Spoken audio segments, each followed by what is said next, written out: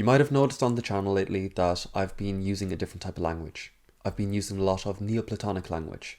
This is where I separate the material world from the aspirational or spiritual or kind of perfection sort of world.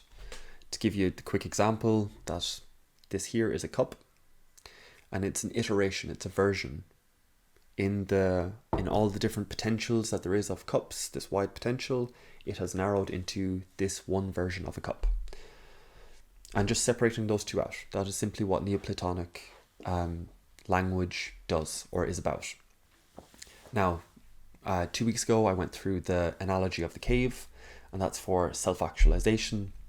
And this basically means that as we take it away from just material objects and we put that same lens onto qualities of personhood, such as the virtues, which is what the workshops go on about, that we again have these moments, actions, behaviors, thoughts, that in all of the potential of what it is to be humble, I'm going to use the example here of the duality of humility and authenticity. So in all of the potentials of being humble, it has been refined in this moment to this instance, this version of humility. And in that version, did that also capture authenticity? That's the question. Because we can obviously, to be a cup, it's not a stool or a chair. And to be humble, perhaps authenticity got left behind, but as people, this is where it gets very difficult, and this is why being a person is so difficult, is that all of these virtues we want to have. We want to be humble and we want to be authentic. We want to be assertive and we want to be accepting. There's many dualities across this.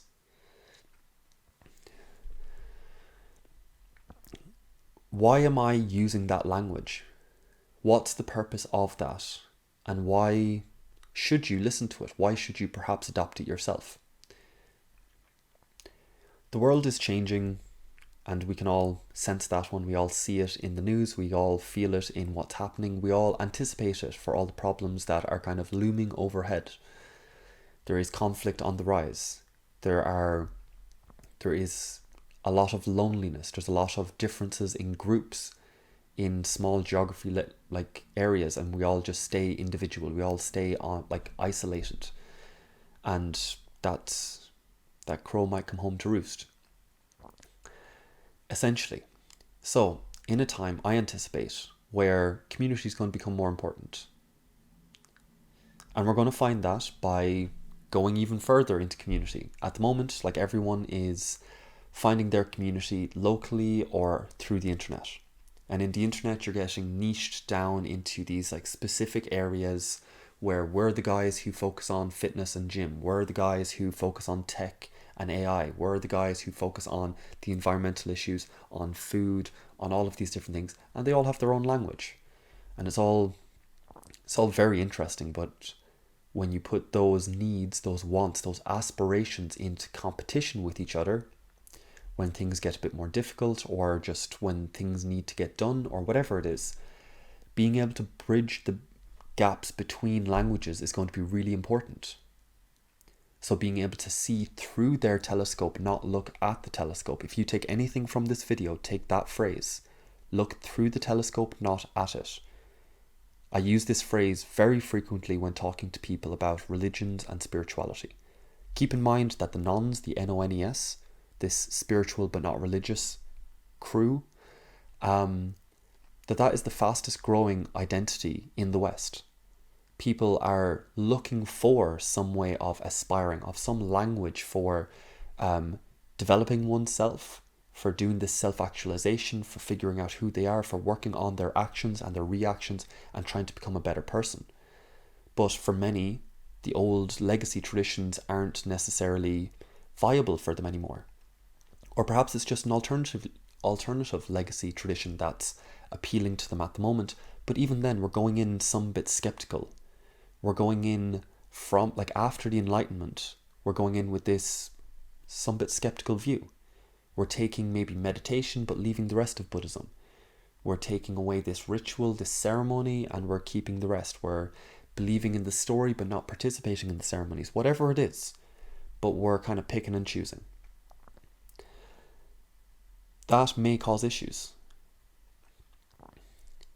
And I believe that having this language will be really important. What is it to be courageous? What is it to be honourable? So, example here is your New Zealand rugby team doing the haka. That is a way of honouring the people. Now that comes across like from the outside, that looks ferocious, that looks scary, but this is the way of honourably going into battle. And to look through that and to understand what it is to come to appreciate it. Don't have to agree with it, don't have to participate in it, but it comes to appreciate it so that now you can bridge that gap and not feel so separate from, not just being like, not be detached, or at least completely detached from it. Detached enough that you don't have to participate. Detached enough that you can make the decision whether to participate or not.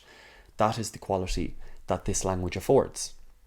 So in these rituals, in these ceremonies, in these exercises, in these ways of beings, in this sport, in this team, understanding that there's different spirits, different cultures happening.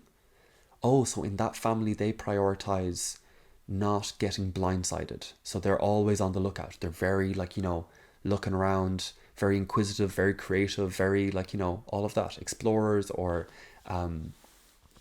experimenters or whatever way it is. And then another family might be more around self-discipline and control, or another family might be a bit more about the physical and like testing ourselves physically. We go on hikes, we go on runs every whatever it is. This is how we bond. And understanding that, not just being like, no, I'm not going for a run, I'm not doing that.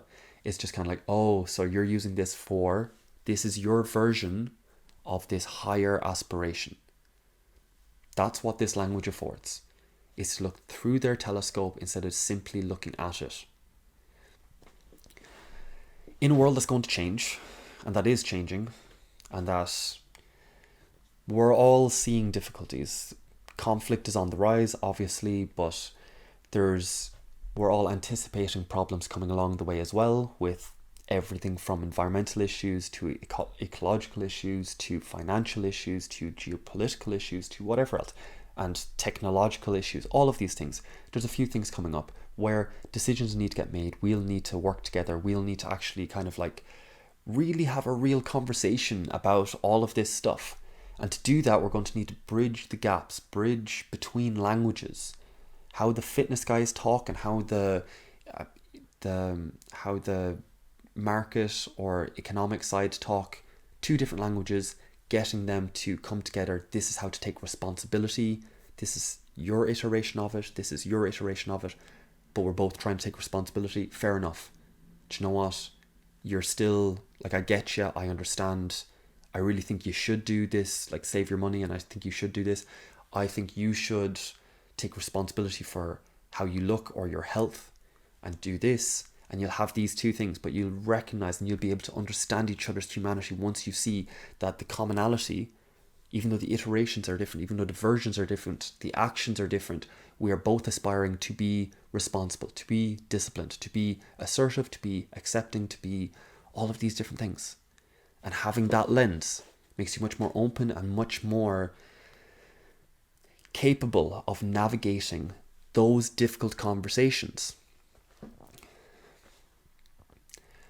So this brings me to what I've been at lately. I've done up our workshop. There's 8 parts to it, and they are all techniques and tools for how to navigate those difficult conversations.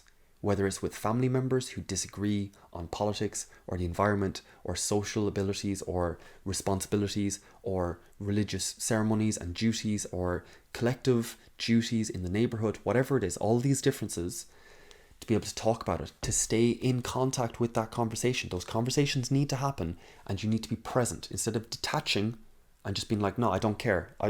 No, hands off. I don't want to talk about it. Just no, don't need to. At a certain point, we're going to need to talk about some of these things. And perhaps we'll still say no. But to say no from a point of contact and say, hey, this tradition, this ceremony that you're doing, we can go back to the example of the haka, this like fierce, this is how we honor the opponents in battle. We show them our spirit. We show them who we are and mighty. And this is our tradition of channeling our spirit and bringing it so that we offer the best of ourselves for this moment. This is an honorable battle. We will honor it with our way of honoring it. That with that, you can say, I see what you're trying to channel. I see what you're trying to bring in. It's not for me. For me, I prefer to calm the mind. I prefer to be the cold, calculated person. But I appreciate what you are doing. That is, and we'll find out on the battlefield. I honor yours. I hope you honor mine. That's what's going to need to happen. And I'm only using that analogy because it's sports and it's safe and you'll understand it. But in different qualities, whether it's in a family and you actually have to work together just on a must, or whether it's in a neighborhood or collective, which I think we're going to have to pretty soon be a bit more active on those fronts, being able to stay in contact with those conversations.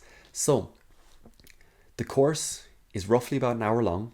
There's 8 parts to it. Each video or each episode goes from 5 minutes to 10 minutes. And it goes through tools and techniques of just how to stay in contact, how to tackle these things, how to just say, okay, I get your first person experience, but on the third person, when I see it, and separating those two out, allowing them their first person perspective. This is how you feel about it. I understand that. But on a third person perspective, and just compartmentalizing that, this is how it feels. So instead of saying, this is what we're at, yeah, but I feel this way. It's like, yeah, but this is what I'm doing. But yeah, I feel this way. And it's just this, so to compartmentalize and just say, I understand, I recognize, here's where I stand. Can you see this? It's a very simple skill, that one, just first and third person. That's one of the episodes. But it's massively helpful, and it's really helpful in your personal life, because we've all been in a place where we've given great advice to our friends, but not great advice to ourselves. And using that technique on ourselves is actually really helpful. What advice would you give yourself if you were your friend? It's a really good technique. It's really old. And some of these techniques are really old. There's the zoom in, zoom out technique. That one, it goes back all the way through Stoicism and before. So, if you are interested in this course, I welcome you. This is a very kind of preliminary, open, sort of amateur version of it. I will be working on it. I will be refining it. It is free at the moment. I don't know if at a certain point I'm going to put that behind a paywall or what way I'm going to do it. But at the moment, I feel like these tools are really important. And I'm just kind of chuffed to be able to share them with people and see how it lands. But also, I want to welcome you to the workshops on the virtues, where we go from this material into these higher patterns, where we talk about the virtues. What is it to be assertive? How does that feel? How does it feel when I'm assertive? And then how does it look when someone else is assertive? And just exploring that. It's a mystery. Getting a real felt sense of these virtues has helped me out so much.